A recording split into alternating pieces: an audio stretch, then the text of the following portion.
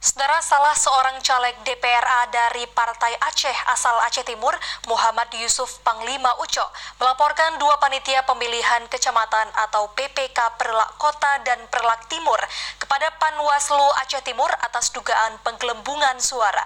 Laporan yang diduga penggelembungan suara ini didampingi oleh Mulyadi, bidang penanganan diterima Panwaslu Aceh Timur.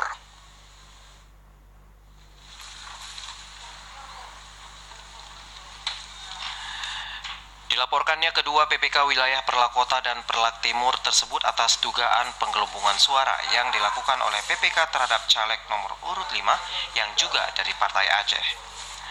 Muhammad Yusuf Panglima Uco, caleg DPRA dari Partai Aceh mengatakan permasalahan internal ini terjadi dalam Partai Aceh dan dirinya menduga telah dicurangi oleh PPK dengan cara penggelembungan suara untuk caleg nomor urut 5.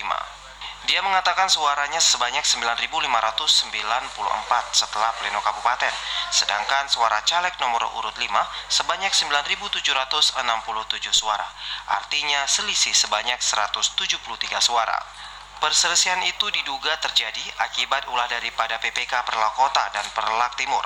Data yang dimiliki mulai dari C1 setiap TPS dan DA1 real hasil pleno kecamatan Perlak Kota yang direkap angka 3089 untuk caleg nomor urut 5. Setelah pleno kedua suaranya berubah menjadi 3.804. Kemudian pleno ketiga tanpa saksi yang dilakukan malam hari, suara itu berubah lagi menjadi 4.086. Selisih suara yang direkap di Perlak Kota dan di B1 Kabupaten bertambah 997 suara untuk caleg nomor urut 5. Kemudian penggelembungan juga terjadi di PPK Perlak Timur sebanyak 491 suara. Artinya suara yang bertambah total 1.488 suara untuk caleg nomor urut 5. Melapor bahwa ada dugaan yang dilakukan oleh PPK Perlak dan Perlak Timur penggelembungan suara kepada salah satu caleg sama-sama dari internal Partai Aceh, yaitu nomor urut 5. Penggelembungan itu dilakukan Kami dapat di DA1 hasil pleno kecamatan.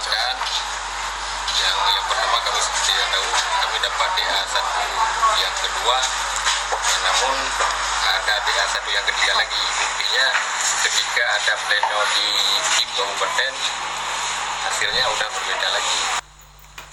Sementara laporan tersebut diterima oleh Mulyadi, bidang penanganan di Panwaslu Aceh Timur yang enggan memberikan keterangan pada awak media. Mereka meminta kepada Panwaslu agar menindaklanjuti keterlibatan PPK dalam penggelembungan suara ini dan berjalan sebagai mestinya tanpa merugikan satu pihak. Dari Aceh Timur, Said Maulana, TVRI melaporkan.